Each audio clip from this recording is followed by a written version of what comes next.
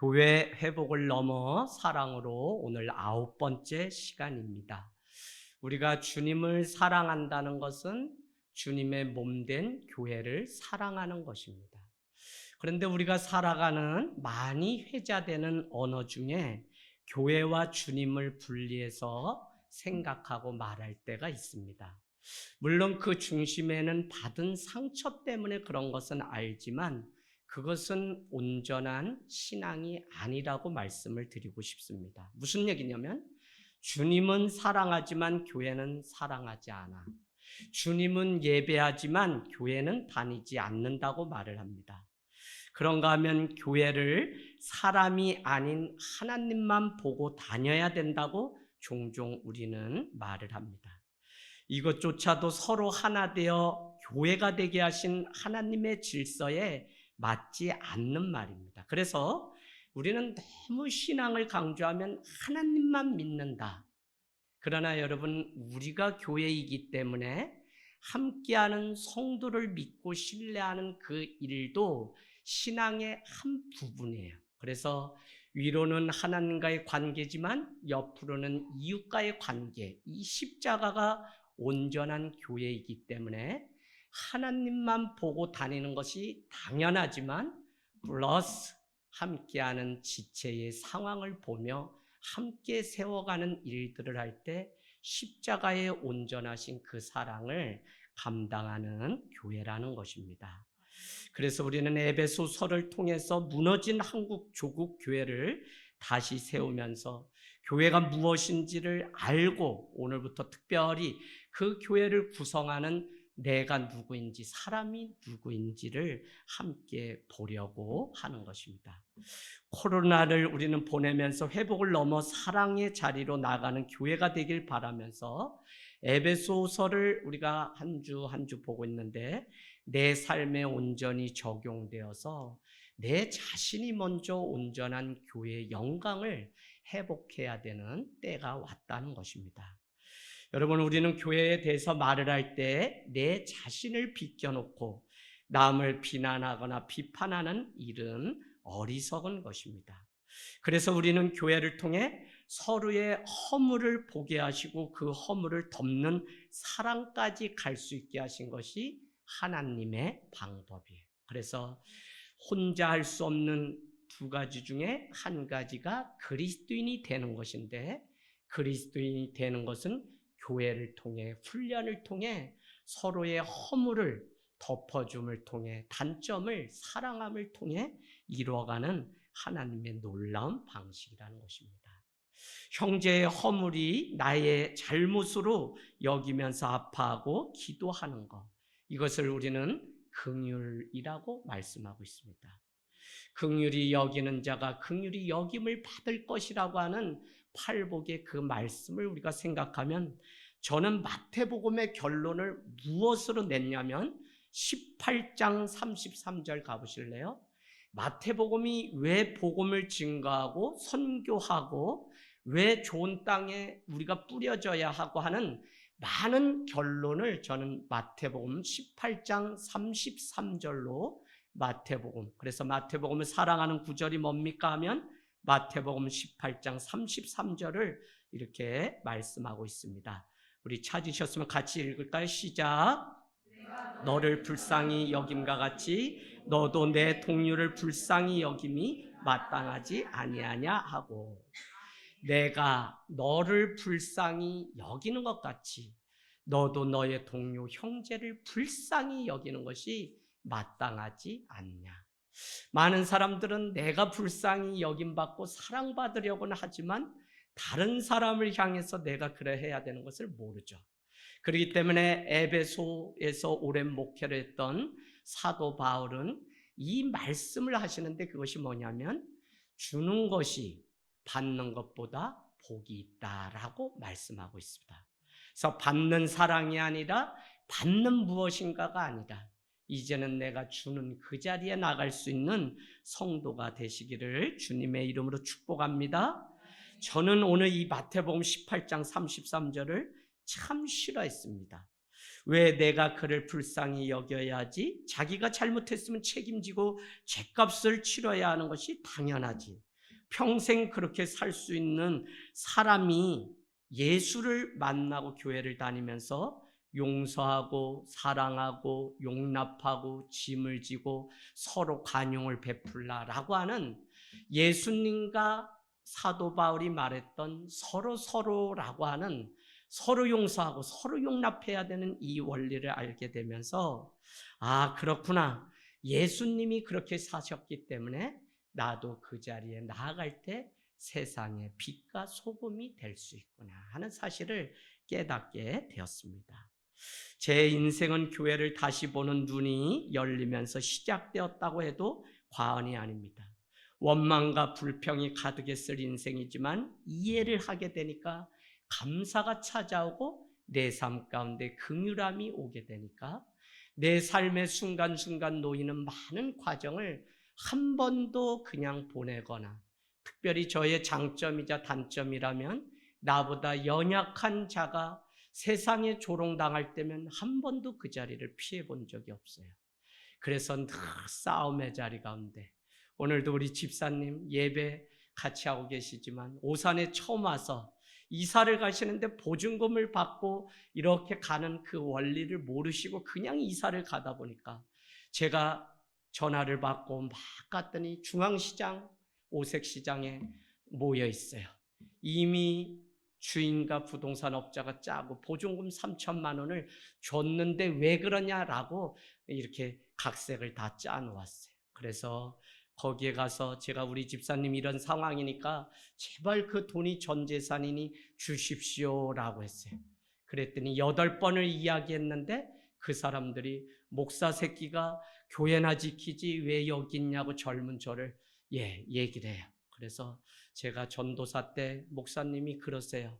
이천에서 개척에서 목회하는데 동네 사람들이 돌을 들고 유리창을 깨고 막 이렇게 하면서 화가 나서 나가서 젊은 혈기에 싸우는데 뭐 전도사 새끼 막 그래서 전도사님일 때 목사님이 그랬다는 거예요. 이놈이 새끼만 키워봤나 이게 딱 그랬다는 거예요. 그게 번뜩 제 안에 생각나서 내가 네 새끼냐? 그러면서 뭐라고 딱 얘기했냐면 39에 이렇게 얘기했어요. 내가 세상에서 할 일이 많잖아. 아저씨 직업이 많지. 그랬더니 그분들이 듣기 시작해요. 근데 내가 왜 이 목사가 됐냐면 사람을 여러 죽였어.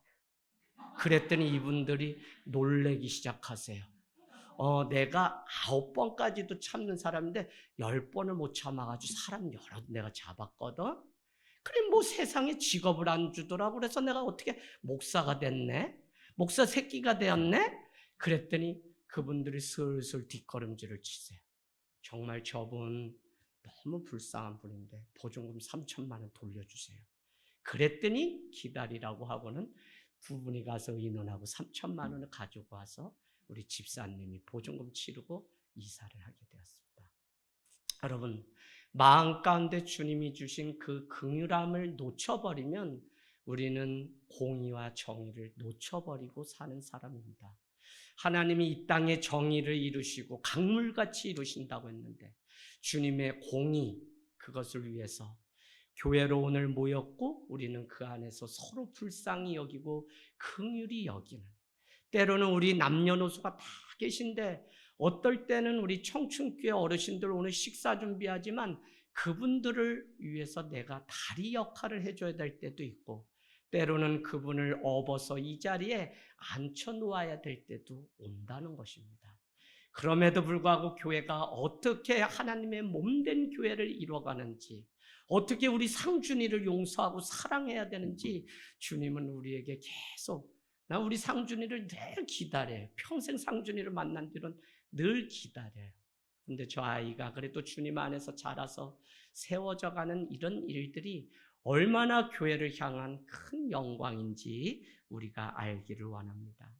여러분, 옥중서신 에베소서 성도를 향해서 우리는 찬송할 것을 말씀했죠. 그래서 교회가 무엇인지 우리에게 말씀했다 그랬죠. 그래서 1, 2, 3절은 우리에게 뭐라고요? 예수 그리스도를 위하여 뭐가 된 거죠?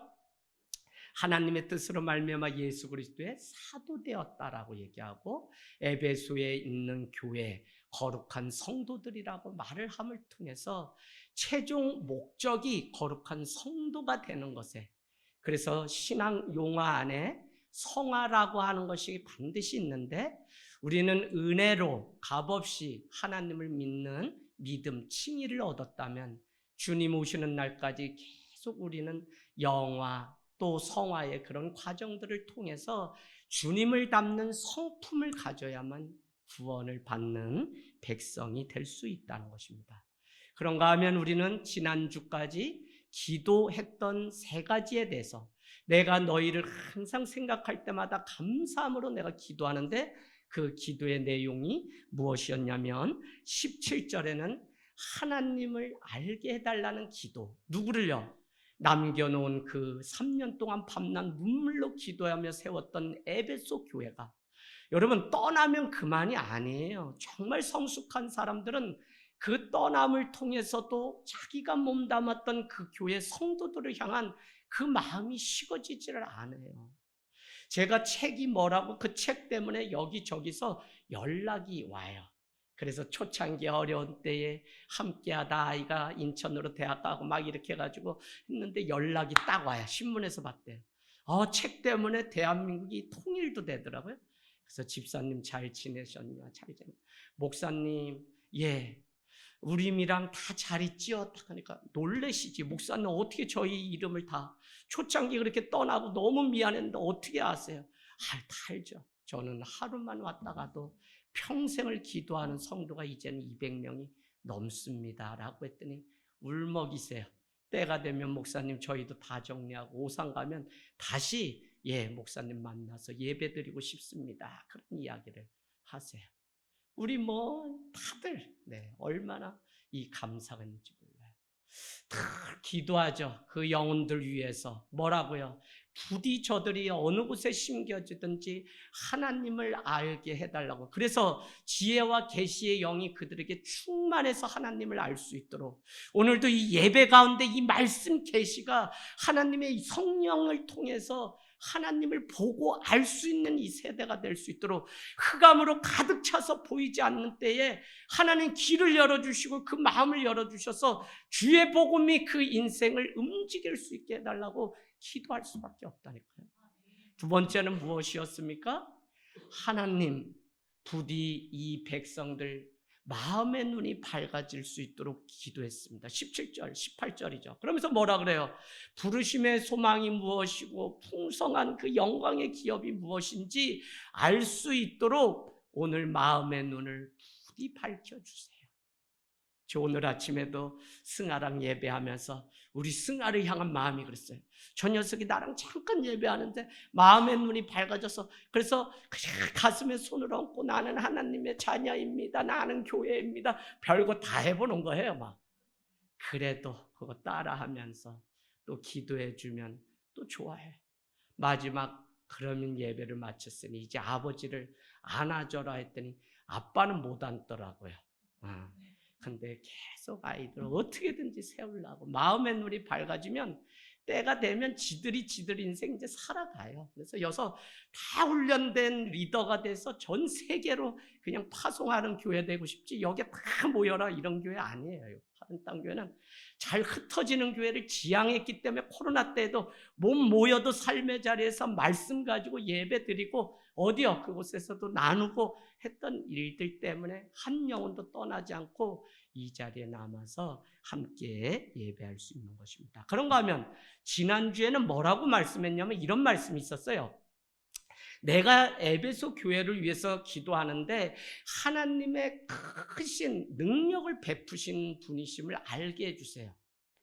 여러분, 우리가 어려움 만나고 인생 가운데 고난 만나지만 우리 자녀가 일찍이 하나님의 그 능력이 크심을 안다면 돈이 없어서 뭐가 없어서 할 때 누구 찾겠어요? 이 아이들이 하나님 찾죠.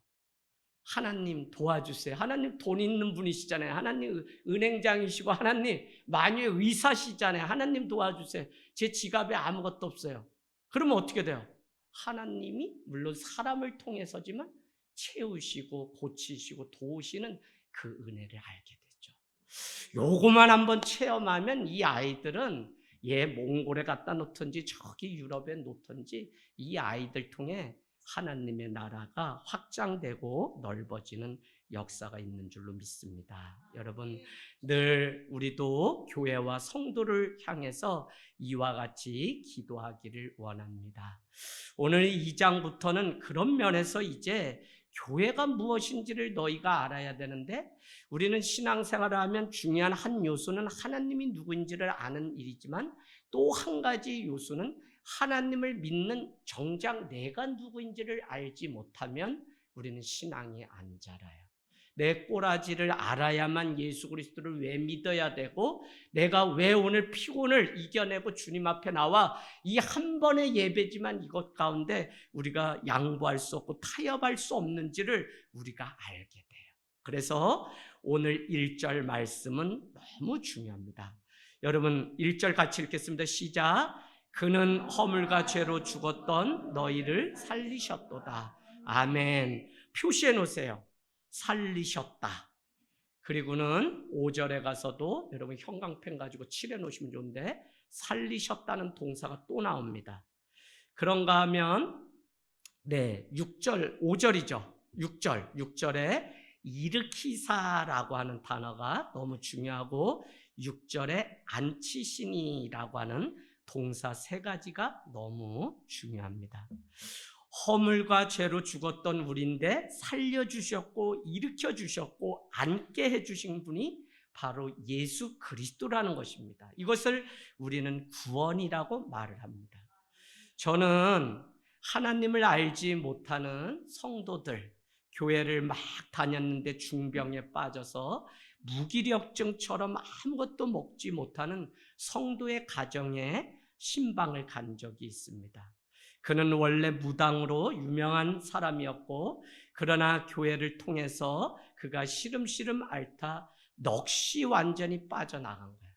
부목사로 부임하는 순간 그 가정에 방문하게 되는데, 원래 유명한 무당이었기 때문에 기도를 많이 하고 오라는 구역장님의 얘기를 듣고 마음 가운데 쫄림이 있었습니다. 저 역시 시골에서 워낙 귀신 얘기 많이 듣는 문화 속에 자랐고, 한밤에도 귀신이 나와서 막 후미우가 둔갑을 하는 그걸 애갓집에서 보고, 공동묘지를 9살에도 혼자 20개 30개를 할 수 없으니까, 그 당시 교회를 다니는 게 아니니까 찔레꽃, 두만강 이런 트로트를 부르면서 그 달밤의 한 겨울에 넘어서 간 적이 있어요. 그런데도 막상 목사가 되어서 무당인데 세상에서 엄청 용했던 사람이라고 하니까 마음 가운데 주저함이 있었습니다. 이미 가보았더니 정신이 다 혼미하고 넋이 없어서 앉아 있을 수 없어서 누워 있고 아무것도 드시지 못하고 있었습니다. 그를 향해서 우리는 함께 하나님의 이름을 부르며 예배하기 시작하자 그가 일어났고 자리에 앉기 시작했고, 결국 살아나서 오늘 한 교회의 집사님이 되셔서 열심히 믿음 생활을 하고 계십니다. 그를 힘 못 쓰게 했던 것이 무엇이냐면 바로 허물과 죄입니다. 죄는 뭐고 허물은 뭘까요? 죄는 오리지널 신입니다. 원죄라고 하는 죄. 그 허물은 무엇이냐면 죄로 인해서, 원죄로 인해서 우리가 자범죄라고 하는 영역이죠. 근데 허물이라고 하는 것은 우리가 사람이 지켜야 되는 경계가 있잖아요. 해야 되는 거, 말아야 되는 거. 근데 허물의 원뜻은 그 경계를 넘는 것이라는 의미가 있어요. 그러면 하나님이 기뻐하시는 선이 있는데 그것을 넘어버리면 다 우리의 허물이 되는 거예요. 하나님이 기뻐하시지 않는데 우리는 그것을 끊지 못하고 살아갈 때가 우리 안에 있죠. 그래서 우리는 그 허물과 죄 때문에 정말 죽었던 자인데 주님이 우리를 믿음으로 일어나 앉고 살아나게 하셨다고 하는 것이 너무 중요합니다. 오늘 이 말씀은 결국 무엇을 우리에게 주냐면, 우리가 예수 그리스도 아니면 이미 죽었던 자라는 사실이며, 예수 그리스도가 아니면 교회를 다녀도 우리는 허물과 죄 가운데 빠져서 살 수밖에 없는 자며, 우리는 3절에 나온 것처럼 본질상 진노의 자녀이기 때문에 우리는 언제라도 예수 그리스도가 아니면 우리는 사는 게 아니라 이미 관계가 끊어져 죽을 수밖에 없는 사람이라는 사실을 우리에게 가르쳐줘요. 그러면 뭐예요, 교회라는 게? 교회는 바로 허물과 죄 때문에 모인 죄인들의 공동체. 그러나 예수 그리스도를 믿는 동시에 우리는 의인된 공동체. 그러니까 하늘 땅 교회가 이 원리를 알고 믿음 가운데 주께서 우리의 허물과 죄 때문에 죽으셨는데 우리를 살리셨다는 이 믿음 가지고 이제 일어나고 안고 살아나서 그 사람들이 많이 모인 의인의 공동체가 되면 하나님은 그때부터 교회를 통해 엄청난 일들을 하세요. 근데 우리가 우리의 이 자리에 앉아서 어떻게 해야 될지 몰라 하면 자리도 들고 일어나지 못하는 사람을 통해서 어떻게 일하시겠어요? 그래서 앉았다 일어났다라고 하는 이 표현은 너무 중요하죠. 여호수아 1장 2절 3절도 여호수아에게 모세의 뒤를 이은 여호수아야 너는 이 백성과 더불어 함께 일어나 내가 내게 지시한 땅으로 가라라고 명령해요. 일어나라는 일어나라. 38년 된 병자에게도 말씀합니다. 아니 당연히 고침받는 거 원하지. 그럼에도 불구하고 내가 낫기를 원하느냐? 원합니다 라고 했더니 내 자리를 들고 일어나라고 얘기해요. 40년째 성전 미문에 앉아 구걸하던 한 젊은 청년이 나사렛 예수 그리스도의 이름으로 일어나 걷기도 하고 뛰기도 하는 역사. 그래서 여러분, 내가 앉아있다, 뭘 해야 될지 모른다, 주저앉아서 있다면 우리는 영적으로 병이 든 거예요. 주님을 정말 만나면 라이즌 일어나죠. 부활이죠. 그게 일어나서 무엇인가를 교회는 감당하기 위해서 지금도 쉴 새 없이 그 일들을 감당하고, 능력이 적어서 아니요, 너희는 능력이 적지만 내게 충성하였다고 요한계시록은 칭찬한 것을 보면 능력 적음이 아니에요. 오늘도 우리 아래는 남성들이 일찍 오셔서 뭐 여기저기 아픈 이야기 나누고, 위에는 갔더니 뭐 양 얘기를 하는 것 같아서 내가 또 여기도 양 얘기 하시나 했더니 청춘교회가 아니요, 그 반찬 얘기하고 있어요, 무짠지 얘기하고 있어요. 그러더니 제가 괜히 그 얘기하니까 아우, 약 안 먹는 사람 있나요 우리 권사님. 그래서 권사님 약할 때 강함된다고 주님이 위로하시잖아요. 그랬더니 예, 청춘교회는 아무도 안 오셔가지고 그냥 커피 한잔 하러 들어갔다가 그냥 나왔습니다. 예, 다 약 드시죠.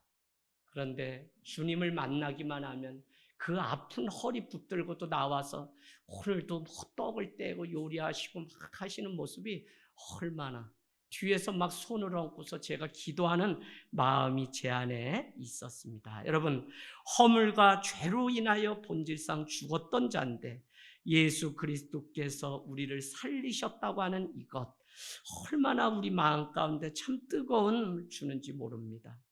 교회 안에 무슨 선함이 있습니까? 서로를 미워하고 적대시해야 될 이유가 없습니다. 내가 죄인인 것을 알게 되면 말입니다. 내가 허물과 죄로 살았던 자, 그를 하나님이 은혜를 주시고 그 아들을 주셔서 살리셨다고 하는 이 믿음만 분명하다면 우리는 얼마든지 기다려주고 함께할 수 있는 것이죠. 청년 시절에 끊지 못하는 자기 죄로 인해서 형제가 힘들어하는 것을 본 적이 있습니다. 그와 함께 금식하고 그를 위하여 기도하며 혼자 자칫집에 가는 것이 안타까워서 함께 교회에서 일주일 먹고 자고 기도하며 금식했던 적이 있습니다. 우리는 성경은 이것을 주님의 제자 리더라고 얘기합니다. 한 영혼을 위해서 울 수 있는 것, 싫어도 기꺼이 내가 그를 위해서 그 고통의 자리에 가줄 수 있는 그것, 그것이 연습이 되었기 때문에 그것보다 더한 일평생 목을 내놓고 죽겠다고 하는 목사라고 하는 직을 감당할 수 있었지, 하루아침에 이 맡겨진 양떼를 위해 제가 어떻게 죽을 수 있어요?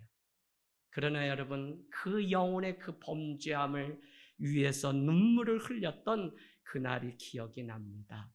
여러분, 누군가의 잘못을 지적하는 사람은 너무 많습니다. 그러나 그의 죄에 대해서 함께 아파하고 함께 울 수 있는 교회라고 하는 이 공동체의 신비를 우리는 아셔야 됩니다. 야고보서 5장은 우리에게 말씀합니다. 뭐라고요? 우리에게 병든 자가 있느냐? 우리에게 뭐라고 해요? 그러면 믿음의 장로를 청하여 나사렛 예수 그리스도의 이름으로 그를 위하여 안수하라고 말씀합니다. 그런데 야고보서 5장 끝에는 이런 말씀이 있습니다. 너희 중에 범죄한 자가 있느냐? 그를 위하여 기도하면 어떻게 해요? 주님께서 죄 사하실지 누가 아느냐라고 하는 말씀이 있습니다. 여러분, 우리는 서로의 죄짐, 그것을 위해서 아파하고 눈물을 흘리는 그런 공동체입니다. 하나님이 없는 사람은 죽은 자나 마찬가지죠. 왜요? 허물과 죄가 가득하기 때문에. 죽음이라고 하는 것은 생명의 단절입니다. 다시 말씀드리면 하나님과의 관계가 끊어진 거예요. 하나님과의 관계 속에 있는 존재가 뭐냐면 창세기 1장 1절 태초에 하나님이 천지를 창조하셨다라고 하는 말씀입니다.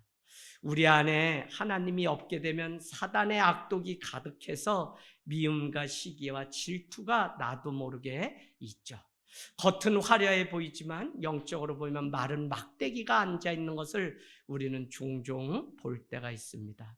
젊은이가 주저앉아서 하나님이 없으니 신세한탄하고 하나님이 없으니 허물과 죄가 덮어서 두려움과 염려만 늘어놓고 살아가는 사람들이 있습니다. 우리가 정말 주의 성령으로 거듭나는 경험이 없으면요, 많은 지식과 배움도 소용없을 때가 있어요. 선천적으로 두려움이 많은 것이 아니라 주님을 만나서 깊은 자유함을 누리지 못하게 되면 우리가 이 두려움과 염려가 우리 가운데 늘 옵니다. 여러분, 허물과 죄로 죽었던 사람이 누구인지 보고 마치려고 합니다. 2절에 가서 보세요. 허물과 죄로 죽었다는 것이 무엇이냐? 죽은 사람의 특징이 2절에 그때 너희는 그 가운데서 행하는 이 세상의 풍조를 따르고 공중권세 잡는 자를 따랐으니 쭉 말씀합니다. 허물과 죄로 죽은 사람은 첫 번째는 세상 풍조를 따라 살아가는 자예요. 트렌드, 유행에 민감한지 사람들이 하면 다 그거야죠. 오죽하면 저도 아이들 좀 한 영혼 건져보려고 탕후루고 막 마라탕이고 배워보는데 안 맞아. 솔직히 나 그럼 못 먹겠더라 얘들아. 탕후루는 먹겠어. 근데 막 그냥 어려워요. 그래서 뭐 누구는 그냥 신라면이라고 생각하고 먹으면 어느 날부터 꽉 하나님이 이렇게 초월하시는 은혜를 주면 그때부터 이게 아주 쫙쫙 맛있어요. 목사님 배워보세요 하는데 칼국수에 그냥 익숙한지 홍두깨가 그립지 그건 못 먹겠어요. 자, 여러분 어쨌거나 제가 드리려고 하는 것은 탕후루 얘기가 아니라 세상의 풍조대로 살아가는 사람들은 어떻게 자기 중심이 없어요. 그래서 세상의 가치관, 세상의 모든 문화를 따라 살아가는데 세상적이고 육신적으로 살아가면 그냥 세상의 것을 좋아할 수밖에 없죠. 그런데 세상의 이 문화가 얼마나 센지 몰라요. 얼마나 세냐? 제가 예를 들어볼까요? 핸드폰 없는 아이가 없어요.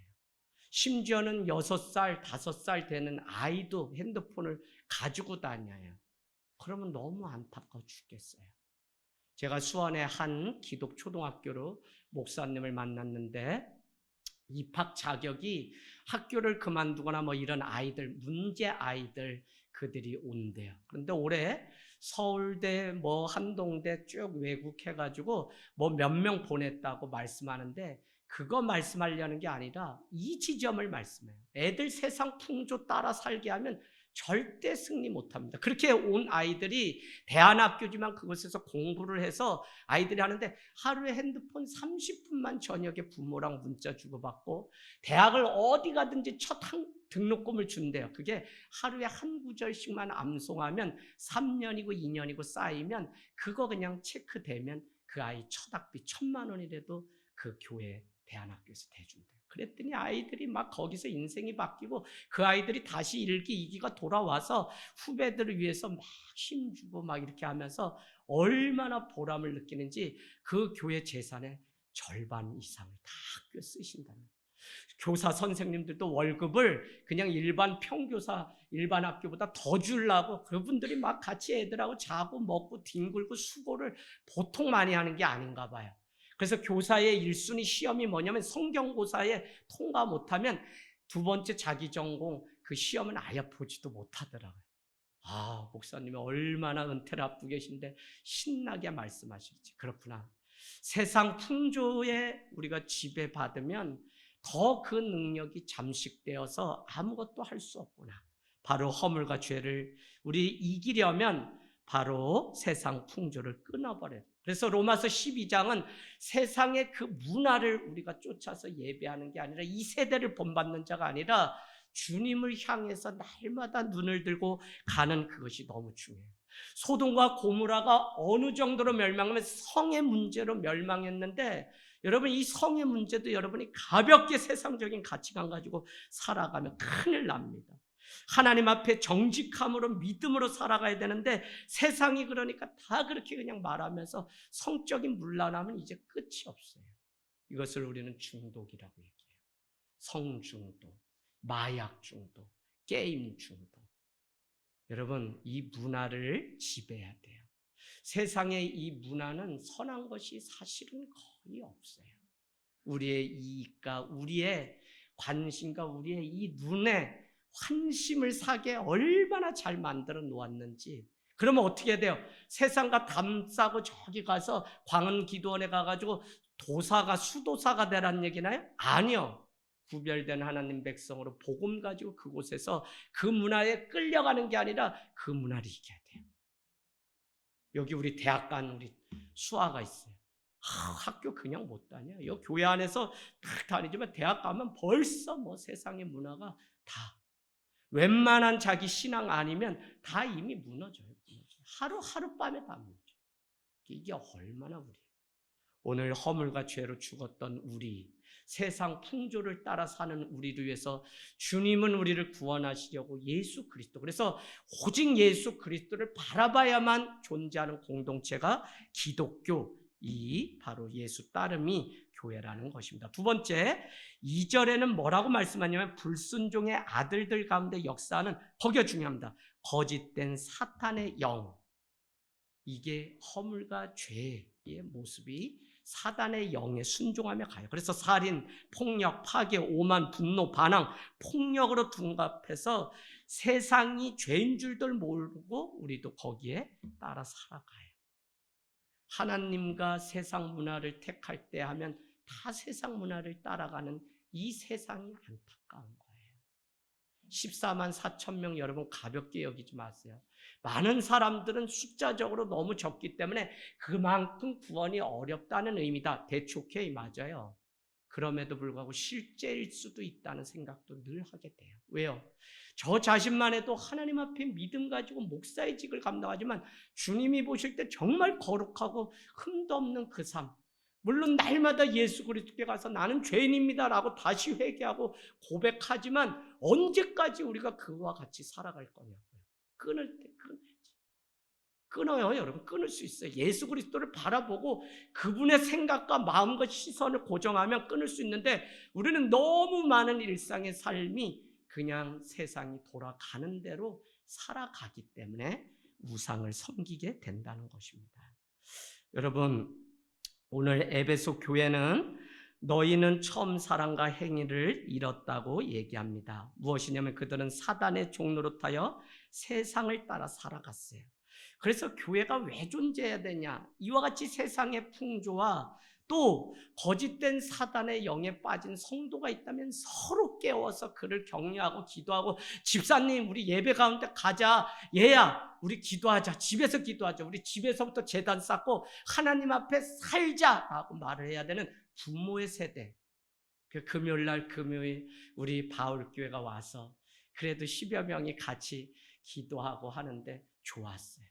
아버지가 아브라함이 아니라 이제는 아브라함, 열국의 아버지라고 하는 이름, 사레가 아니라 사라, 열국의 어머니라는 이름을 하나님이 우리에게 거룩하게 주셨는데 이것을 우리가 알지 못하면 그냥 우리는 아이를 낳아서 그냥 부모 된 것에 불과하지 우리에게 주어진 사명이 무엇인지 모르니까 늘 이 아이의 사정을 놓고 하다못해 이게 미신 같지만 애가 시험 앞두고 있으면 기도라도 하시라고요, 부모가.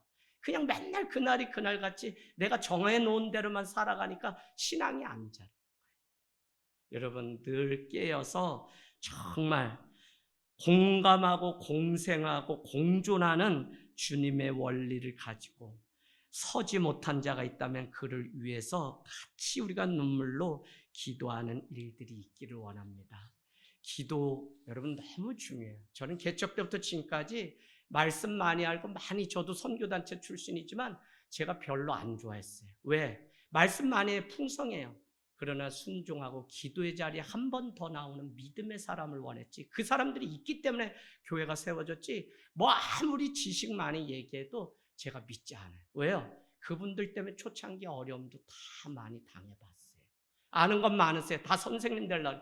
그런데 정말 자기를 쳐서 나와서 한 번 그 시간에 나와 기도하는 사람이 없는 걸 보면서 기도하는 것은 순종하는 사람만이 할 수 있구나 라는 것을 알게 되면서 그 사람이 주의 제자다. 이 믿음이 제 안에 있어요.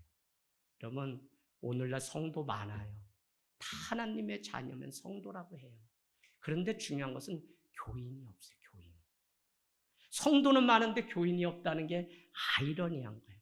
주님의 교회를 사랑하고 교회로 살다가 교회로 죽을 사람이 없다는 게 이 현대의 우리의 아픔이에요. 교회 다닌다는 사람 많죠. 그러나 교회로 사는 사람이 없어요. 그래서 여러분 애통함 가지고 제가 말씀을 나누고 같이 하고 하늘 땅 교회가 변질되지 않고 끝까지 해서 이 아이들 한 사람 한 사람 다 교회로 세우고자 하는 이 열망을 여러분도 품고 같이 가기를 원합니다. 또 한 가지 마지막으로 3절에는 뭐라고 하냐? 죄와 허물은 육체의 욕심을 따라 사는 것이라고 우리에게 3절. 전에는 우리도 다 그 가운데 우리 육체의 욕심을 따라 지내며 육체와 마음에 원하는 것을 하여 다른 이들과 같이 본질상 진노의 자녀였다. 육체의 욕심을 따라 살면 육체와 마음이 원하는 대로 살아가게 되었어요. 여러분 오늘 자연 신방 저거 그냥 벚꽃 아름다워서 가는 거 아니에요? 교회가 무엇인지 배우러 가는 시간이에요. 그렇게 우리는 하나님 없이 살면 본질상 진노의 자녀. 지금 내 삶은 어떤지, 정말 무엇을 결정하고 선택할 때 하나님의 마음이 우리 안에 있기를 원합니다. 육체를 이기려면 정한 마음이 우리 가운데 있어야 되고 더 쉽게는 예수님이라면 어떻게 하셨을까라는 질문이 날마다. 그래서 어떤 분이 패러디를 저를 위로한다고 나는 날마다 그 책이 있는지 그 서점에 묻는다. 이렇게 제 책 제목을 패러디했더라고요. 그게 아니라 우리는 하나님의 뜻이 무엇인지 날마다 묻는다가 정답이에요. 할렐루야. 그래서 우리는 허물과 죄자리 가운데 도로가지 않고 베드로전서가 우리에게 말씀한 같이 너희는 목욕하고서 그곳에 다시 가서 뒹구는 돼지와 같고 너희는 너가 배설한 그 똥을 다시 먹는 개와 같도다라고 우리에게 베드로서가 말씀합니다. 여러분 정말 예수 그리스도로 거듭나고 다시 그분의 옷을 온전히 입지 않으면 우리는 한 주 늘 내가 배설했던 죄악, 허물과 죄를 다시 먹게 돼요. 그래서 늘 주님, 늘 그냥 주님, 뭐 공부하든지 뭐 하든지 늘. 그래서 제가 그렇게 약속했어요. 승아야, 아침, 점심, 저녁 먹을 때 그래도 기도 한두 번. 그 다음에 학교 가면 무조건 그곳에서 아침에 등교하면 기도하고 하루 시작해보자. 여러분 이게 지켜지든 안 지켜지든 그 마음에 계속 얘기하면 마음에 남아있어요. 여러분이 직장에 가든지 누굴 만나든지 늘 교회와도 이곳에도 거룩한 하나님의 영이 임할 수 있도록 사람들 말이 먼저가 아니다. 늘 와서 기도하고 손모고 하나님 앞에 또 생각나는 영혼이 있다면 또 낮에 여러분 저희끼리만 있는 것 같죠? 저희도 교회 뭐 별로 지키지 않고 화요일 목요일 전도 나가고 또 뭐 이렇게 해요. 그런데 낮이면 이렇게 성도들이 시장 가시거나 무슨 일로 또 그냥도 요새는 와서 낮에 기도하시는 권찰님 집사님 계세요. 기도 소리가 교회에 늘 있다는 게 얼마나. 더구나 새벽에는 제가 잠이 없으니까 와서 기도하고 불 밝혀놓고 낮에는 성도들이 하시고 저녁에는 또 같이 저녁 기도회가 있으니까 기도하고 얼마나 기쁜지 몰라요. 여러분 정말 이 죄와 허물을 끊기 위해 말씀과 기도의 자리에 전무하는 저와 여러분이 되시길 주님의 이름으로 축복합니다. 예.